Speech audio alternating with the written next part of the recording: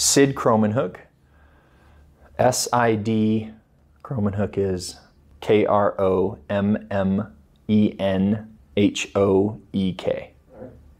Where do you live, and have you always lived here? I live in Provo, Utah, which is 30 minutes south of where we sit here in Lehi. And no, I was born in Los Angeles, and when I was young, we moved to Utah, and I essentially grew up 20 minutes from where I currently reside. In the interim, I've lived in Detroit, I've lived in Asia, but we're back to kind of where I grew up. So what would you miss most if you had to leave the Provo area tomorrow? The familiarity of mountains and family, just family. So both my wife, who was raised in the South, and then me, who again was born in LA, but all of my family's moved here. We have a lot of our family here, including now nephews and nieces who play with our own kids. And then just the familiarity of the mountains where we ski and we hike and we mountain bike and we get on the water. I just think it's special. And every time I leave and come back, I realize these mountains kind of feel like they're hugging you all the time. So this one's going to be like an origin question story, just help us understand how you got to this point right here. What's your origin story? Yeah. So the kid of kind of a second generation American story. My mother's family's from Mexico, though she was born in LA. My father came on a boat post World War II. Like a lot of second generation kids, it was like be a doctor, lawyer, or an engineer. And I was going to be a doctor. So I went to school at Brigham Young University, and by complete serendipity, I mean complete accidental, circumstances, I fell into entrepreneurship, and I started a company, and then another, and another, and another, and literally 4 kind of startups later, 2 of which failed and 2 worked out. I realized I was, I guess, one way or another, life had put me in the orbit of entrepreneurship. And then now, and after selling my last company, I started a venture capital firm where we invest in startups. So it's kind of the other side of the table from building startups myself. Can you describe what the entrepreneurial community is like here in Provo and Salt Lake? Yeah, the best way I can describe it to, especially when I'm out of the country, to friends, is it's like a mini Israel. So Israel, like Utah, is very homogeneous when you look at the makeup of people. There happens to be highly contextualized in, call it a heritage or call it a faith, a shared faith. So that's one, the first piece. Second, that culture, homogeneous, kind of culture, rewards certain things heavily. Emphasis on family, education, industry. So you see that there is, per capita in the U.S., we have the highest percentage of, kind of children. So there's a lot of young people here. They're all ambitious. Well, by and large, there's a lot of ambition and education coinciding with that. And you combine that with the research institutions here, and the cost of living, which is moderately low, and it's kind of created for a favorable set of circumstances today, where you have a lot of you have some old industries, you have life sciences, and there's people mining here at Kennecott Copper, but you also have a booming tech ecosystem where all of these ingredients combine for some of the favorable dynamics, again, similar to in Israel. Also, I would say, like Israel, if you're Israeli, you serve in the military for 3 years. A lot of people, myself included, for our faith, for 2 years go and we proselyte and share our faith. And religion aside, it does create this ability to overcome fear, this ability to some salesmanship, selling religion is no small thing. So that's how I describe it. Fascinating. Okay, so in 1 or 2 words, you choose if you want 1 or 2, how would you describe the year 2020? And then share why you chose that word or words. Yeah. Crescendo and chaos. So, we have seen circumstances, even as of the last 2 days. You arrived here and we welcomed you with fires in the mountains. And one right here where literally the mountainside next to us is dark from fire that came within feet of these homes. All I can describe that as chaos. That was not planned, that was not intentional. Certainly it was unintentional, unplanned, unforeseen, unwarranted, right? You go back and we've seen that from our physical health to to social issues, to international disputes. It seems to have been a crescendo of circumstances, and not that each of those were completely chaotic on their own, but I say predominantly and certainly collectively, I would say it's chaotic. Like we all would have said a year ago, are we due for a downturn in the economy? Sure. Would any of us have predicted it looked anything like this? No. So that's why I say chaos. So describe the moment COVID-19 became real to you, and then what were the emotions going through you at that moment? Yeah. Mounting data in China that had now been documented in the US was what was going on. Like we were hearing the first cases in, I think, Washington and New York. We were the night before, we were getting ready. It was a Thursday. Friday, we had one of our companies, we're investors in startup companies, one of them was going to use our office. And we were very concerned as a team. We kind of were like, should we even be doing this? And so we decided to say, this is okay if you come. There were about 8 people, but this is the last group of outsiders that will come to the office for safety reasons. And even with them coming, we're going to ask that everything be sanitized before. We're going to isolate where they're sitting and how. We're going to keep a distance. We didn't yet have data like we do now on distance, mask, this, that, but we knew enough to know cleanliness, hygiene was imperative. So it sent us emotionally into cortisol levels definitely rose within us. We were, just as alert as maybe our ancestors of a saber-toothed tiger, of something that maybe the chances are low. Nobody in the community has seen the saber-tooth yet, but we've heard wind of this thing, and it felt serious enough that we knew that this would be the last meeting that would go on in our office. So how did your daily life change at first? All of a sudden, it just got a lot smaller. Didn't know then, but of course, canceled that week a trip to Pasadena, California, and I haven't traveled, of course, since on a plane. So my world, where I'm usually on the plane twice a month, that stopped, smaller. Even here, where I drive to and fro without thinking, you want to go buy something to eat or buy a pair of shoes, you just go. That changed, and it was like only when needed. And so all of a sudden, like my wife, I think, is still on her second tank of gas since COVID started. And even coming to the office. So we not only limited people, but over time we were going to come in very seldom and be careful on how we do it. And even now we're very careful on how we congregate. We only have 5 people and 5,000 square feet here. So everything got really close, really tight, and distances traveled, people interacted with, things that we left the home for just got cut into a 1/10, either off completely or into a 1/10 of what they were. And so all of a sudden it was like, hey, here's my wife, here's my 4 kids, and here's our house. There we go. Like, how can we operate within that construct? So how has it shifted recently, now that we're about 100 days in? What's your daily life like now? So I would describe it as a little bit of, the community we're operating in, I would call it whiplash, where there was whiplash from how dramatic it was. And for some people, myself not included, they felt the pain in their health and their economic circumstances more poignantly, and I don't fault them. What that means now is when they had been tucked away so long and it was so painful, they're out and you're gonna have a hard time putting them back in that cage.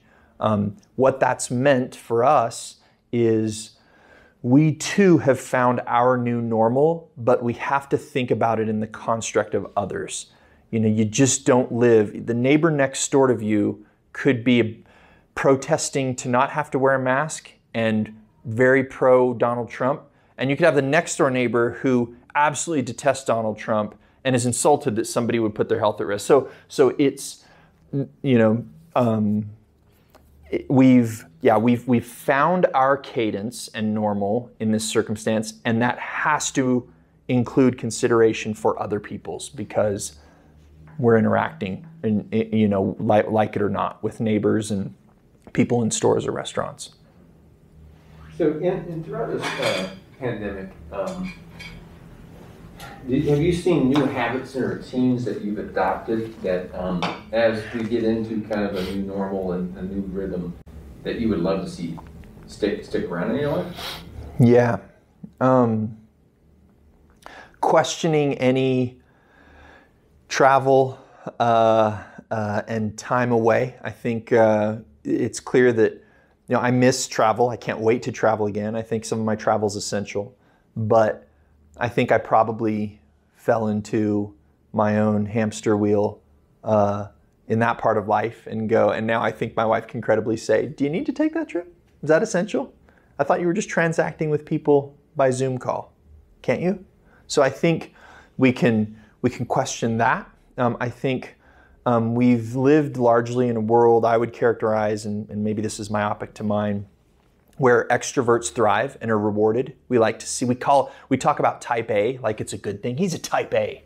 Type A, was actually a clinical term that was like describing people who ran the risk of like heart disease and certain things because they were too high strung. And yet it's become favorable in our society. We reward those. Who do we not reward? We don't reward introverts. We tell our kids, like, go ahead, shake his hand, da-da-da-da-da. What we've seen with COVID is, if you're an introvert, it's like, not that introverts don't like some social interaction, but you're just fine working from home and with less interaction, you recharge by being alone, this world now better serves you. And so I think on one hand, I think that it should stick that we say, there are some portion of people for whom coming to the office once a week is good enough, and they're going to be just as productive. And there are certainly those people, of course, who are dying to get back and have the water cooler talk.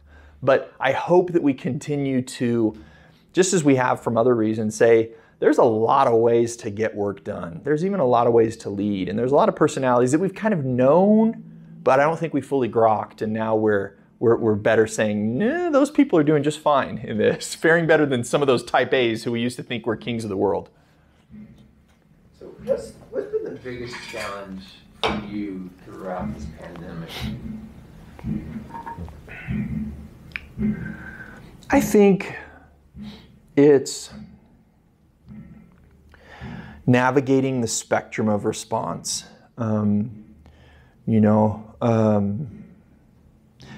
We would all have conceded before this, I certainly would, politics sounds dirty. It's like a lawyer, it just sounds like there's more bad than good. And what we've seen with this is it's become just as political as anything. And again, I don't fault you if you are a zealot about the mask. You probably have a reason. I also don't fully fault you if you feel very differently about the mask and about being out, and because we all have a context, but and I get that. Like, I think there's a reason.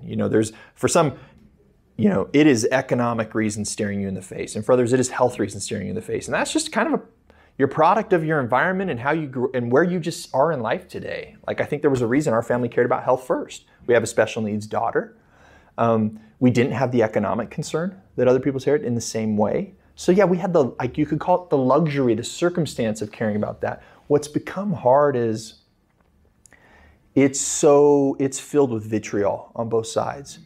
And so I have to, just like I, train my own kids or give them bits and doses of how to interact through even text, or limit that none of my kids can use social media till they're 18 because I know it affects their dopamine levels and things. Like, I'm dealing with that as an adult, So a responsible adult may say to your child, like, don't do drugs. Well, why? Okay, all moral reasons aside, because you have a young mind, and introducing dopamine to it, there's reasons beyond somebody's faith or health, reason for like those things. So too, like what you could say is and there's plenty of adults who struggle with substance abuse or something. Like, I view where we sit with media and voices around us just as dopamine inciting happiness and, pain and all these things. So I have to choose what I listen to. I have to choose what battles I pick. Even something like protesting for what seems would be people, our brothers and sisters of a certain color. I have to think about that a little bit. How am I going to respond to the person blaring their gunning it, gassing it to get attention and waving and flying their Confederate flag and their pickup truck, which happened. Like, I have to think about that. And so you can't not be living a bit more thoughtful life right now, or you're just being whipped around. How does the pandemic as a challenge compare to any other big challenges you faced in your life? Yeah. We had something very similar to this. So we were living in Beijing, China. Our third child was born to us. She was born with major medical issues, completely unforeseen. We're in a foreign land. We have a circumstance, there's no cure for what she has. So at a minimum, we had to figure out how to get her back to the States, which we did. She had emergency surgery, a tracheostomy. She went on medication that was low-level cancer drug, chemotherapy, lowered her immune system. So we had a sign outside of our front porch that said, had a picture of her and basically said, if you can call us or text us, please do. We're not inviting people in the house. And we have a hand sanitizer, hospital grade, right inside the door for all of us. We didn't go to church, which was a gathering. We were basically cooped up for 1/3 of the year during the winter, hardcore. And so it was a situation that was similarly hard, not just of itself. We have a child who could be in harm's way more than the next child of ours, but also in managing expectations of everybody around us. You didn't, on one hand, you could say, I don't care, it's my baby. Like, if you misinterpret this, on the other hand, well, it's easy for just some person you don't know from Adam, but if you have a family member, a neighbor who kind of has a rub, it's hard to process because, what's very clear for your family is not for another. That was hard. How do you think your daily life will feel like 2 years from now? I think most of the world will go back to exactly what it was, and we will all have this little bit of trauma that, like all trauma, sanctifies some. They're a bit more thoughtful of their neighbor, a bit more aware, and harms others. They're a bit more anxious in life, And I just think that's what it is. I think this will go down as the real trauma that we will uncover the symptoms of in years to come. But I think largely our world goes back to what it was. We have a short memory, I think. And the challenges you see within your work and within your community, what excites you most about solving them?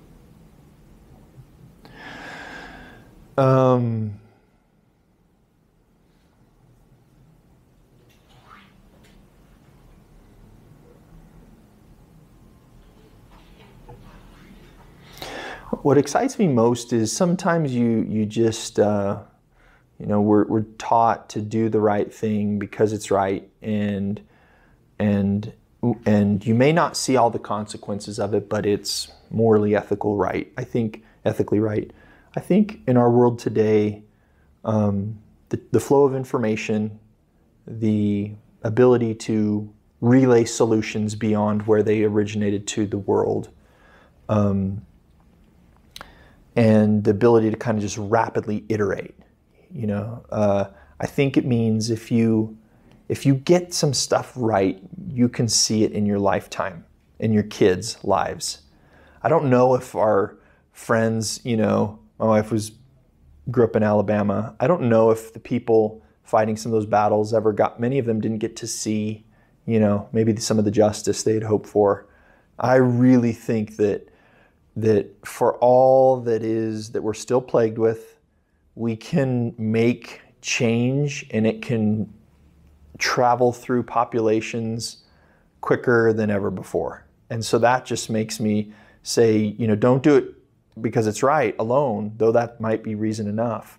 Do it because you can actually in your lifetime, let alone your kids, see a better world. It sounds cliche, but a better world. So in the last few weeks, as the George Floyd incident happened and the protests and Black Lives Matter getting even elevated higher, I'm curious, what was your reaction to the George Floyd incident? And then can you kind of characterize how the community here reacted in terms of seeing it and what protests have emerged? Yeah. It was heartbreaking to see a human who was completely subdued and pleading for something. And I didn't even understand when I first watched it all that he was pleading for, or that he was saying his mother's name. That's treating someone not like a human being. So that was just offensive and sad, and I don't know if I'll ever go to watch that video again. The response here, I think, was, for the most part, that's wrong. And then I think the second part was, I would say for most here, was probably, but that's far away from us. That doesn't happen here. One, you just see far fewer black people. You've probably count on one hand since you've been here in Utah. There's just far fewer of the people of color in this state. There's more that are Latino. There are fewer that are black, one. And two, certainly, if there was something like a corrupt police officer, one who used excessive force, that can't be here, right? That lives somewhere else. I think with time, the positivity has been some discomfort to say, hold up, like that's here, and hold up, that's us. Like there is something subconscious in us that word racism sounds so hard-line, but we're kind of starting to appreciate racism has its shades. There's full-blown white supremacy, wearing a Ku Klux Klan getup, which, yeah, sure, that might be very, very far from here, and I don't even know if that fully exists. Probably does, but there's shades of it, and things that we can do, simple comments, a derogatory term, the way we look or don't look at people, that collectively are traumatic for people. And so there's been this, I think, grappling with, and what that's meant is, I'm sure there were some bodies of people. If I was an African American living in the Midwest, I would probably was the quickest to be like, wrong, we need to talk, we need to go, this is wrong, we're gonna be on the streets. And then I think you have a long tail from there of response time. And there was some lag here. I don't think it was intentional people trying to withhold support or love, but I think it was coming to like greater clarity on, wow, this is here, we need to show our kids. So, so I think you see far more unified, open voices, because there's also like sometimes a fear of speaking out, and I think one person's voice gives rise to another, in part because they go, oh, you're doing it, that's okay, we can do it together. So there's been some uptake. It's taken a little bit of time to get to where I'm happy that and I would say most Utahns are happy that we are, in saying this is a problem for some people. And if it's their problem, it's now our problem. So let's not put it off and say this is Black America's issue. This is really white America's issue. Black America's been facing it for a long time and fighting it as best they can. So, in one or two words, describe how you feel about what the next 5 years is going to be.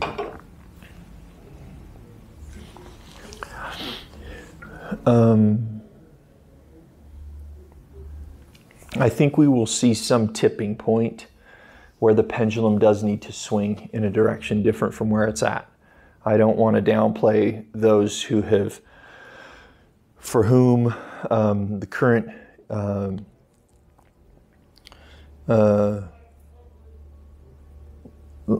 leader in chief of our country, for whom he represents optimism and hope. I know that that's true for some people. I think rural America and some folks have that was important to them. But I think it's hard right now to deny that there is this deep and entrenched partisanship and strong opinions, negative toward other groups of people, political or otherwise, even other countries than we've ever seen. And I think that has some sort of tipping point. That tipping point could be an election where you swing it the other way by virtue of the shift in party strength. And you know, if Trump was not reelected, I think it could manifest itself in some more heat and pain and venting of things before enough people say we need to hear, we need to give voice and a seat to folks who have not had it. I don't know, but I think that we are in somewhere in the early or middle innings of something, and you know, I can't, but we've, change feels like it has to happen. The question is how long. Change doesn't come easily. But you know, a few protests in every city is a start. But then, you know, how protests translate and how long it translates to action for people to grow up in a context that's more conducive to them being able to grow and learn and thrive like many have is TBD. So these are kind of open-ended, so it allows you to take it wherever you want, right? You're in front of a camera. So is there a question that I should have asked you that I haven't? And how would you answer your own question? Yeah. You might ask something like, you know, might have asked almost a fusion of a few of your questions. You asked a little bit about like Utah, you asked about the response, and then how does the makeup of Utah relate to its response? And the way I would reply is, we have, because it's a young, healthy population, you already have an advantage in something like this. You know, there's less obesity here, you know, and there are more family units to reinforce and be your first and second lines of defense in something like this. So I think we're naturally built to weather storms, health storms and otherwise. So on one hand, we're all grateful for that we're here. On the other hand, we can't attribute our response to what was already inherent. That's like, you know, attributing a kid who graduated high school with flying colors all to that kid when they were born into a middle-class white family in suburban America. Like, yeah, I don't know. You were kind of born on second base, you know? So I think we had some inherent. So then it becomes like, how have we responded, all things considered? And I think hindsight is 2020, but if we were to do it over again, I think there could have been a more moderate approach that was like far-reaching, you know, in terms of we're going to continue some notion of life. We're not going to rip it from you. It's not going to be pure stay at home. But to do that, we've all got to buy into this. It's gonna give us, you know, the health precautions that some have to have, and it's going to give us the economic liberties to make a buck that others also have to have, you know. But anyway, I think in the fullness of time, we'll look back, and I think Utah is going to fare pretty well. And that's, you know, part of appreciating kind of what we've always been. The question for a state like Utah, you know, is as this state grows and changes and it is less homogeneous and outside populations come in, how can we maintain some of what we're so proud of, a rich heritage, while welcoming, you know, and seeing the other side, you know, sometimes to that, to the coin in another person's life. And so I think it's instructive for our state beyond COVID. Yeah. One thing I do want to drill into is, you know, you've lived a life of entrepreneurship. Yeah. You invest in entrepreneurs. You mentioned the heritage of the state. This is, you know, very, you know, going out on the frontier and establishing it. And this is, you know, your own Zion. What are the characteristics of entrepreneurs that you think others can learn from? Yeah.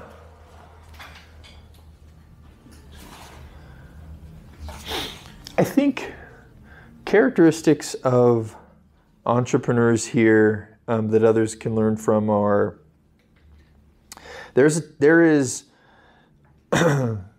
are the front page stories and the dramatic rise, and the big, bold, audacious moves. What I think Utah, what Utah has is like something foundational, and the entrepreneurs, something foundational in less heralded things like living within your means, bootstrapping, your business on your own dime, and less rah out of the gates, that in fact give you a foundation to take a bigger swing. So it's one thing to say, I'm in San Francisco and anybody will throw, $1 million to $5 million at my idea. It's another thing to say, I've been quietly building this under the radar, no hoorah, I'm not on Twitter or Instagram, I'm building something of value. And I can do that for a while because of a low cost of living, my own low standard of living, and then have something that like has the gestation needed to go swing harder. This is a state where you've had to have some time for gestation, and you've just had to figure it out because it hasn't had historically big pools of capital coming at it. And before the flow of information, you didn't have all the billionaires around you that kind of break these walls and say, well, why can't I do that? So you've just had to have people who kind of go about something in a little bit of an old-fashioned way. And I think, especially during times like COVID, you kind of appreciate some of these things that we've always had. We just kind of they go overlooked, unheralded, and they don't make the front page of a magazine. That's an advantage to Utah entrepreneurs is, we all kind of know that inherently the greatest asset is the human. It's the founder. They're the way they can think about a problem and solve and build and take to customers that first, that solution. And that's what I would call an advantage of entrepreneurs here. Certainly not limited to just Utah. There's other geographies where this whole rings true, but I feel it especially so here.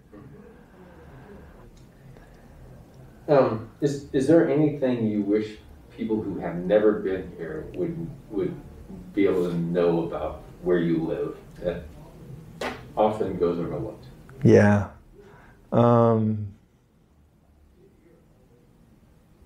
It's that despite a drive-through, or again, a headline that was more true for 5 years ago, the conversation we're all having, from what I want my kids to be around, what I want my startups to benefit from, is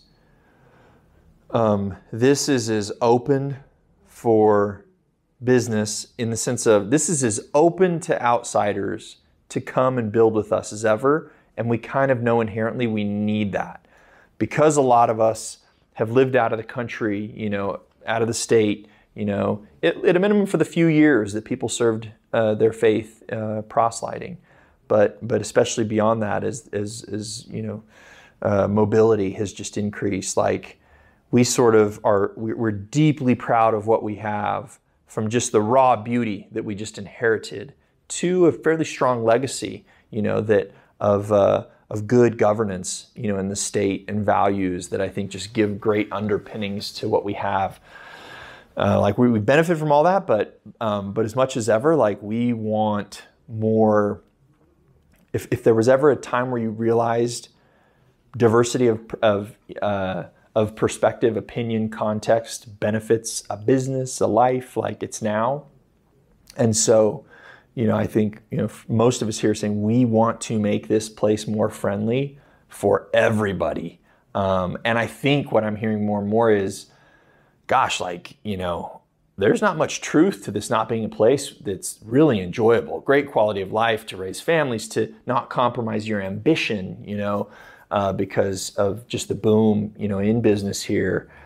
I find few people nowadays who come and are just like, oh, that's just, I don't have enough there. I think we're seeing people, and it's a good sign, that come and are like, this is the best kept secret. Why would I live, anywhere else? And we just need more of that.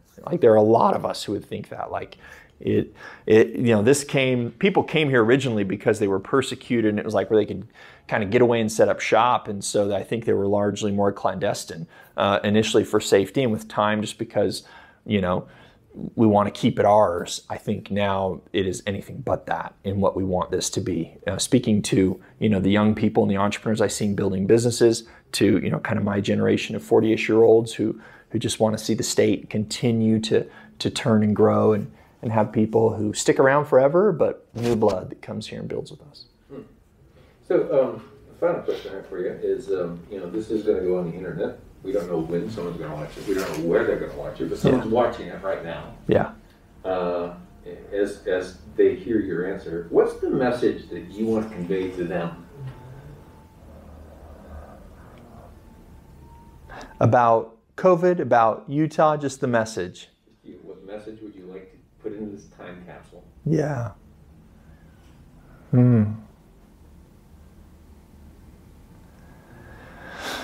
The message is this. The comparisons of COVID have shown us that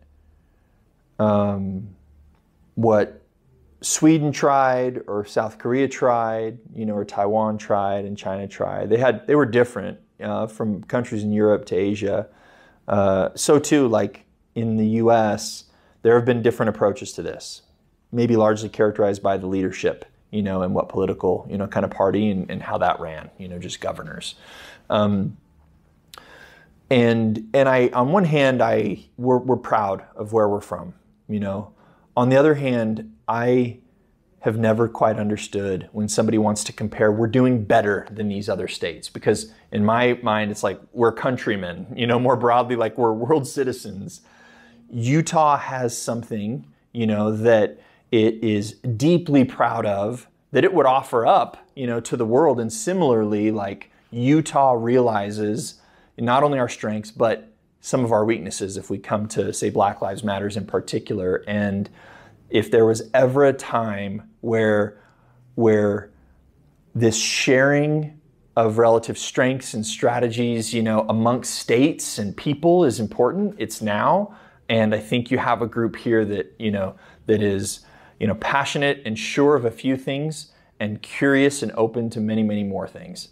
And I think that's what gets us to where we're trying to all go, which is a very similar place of some peace and prosperity, locally and beyond.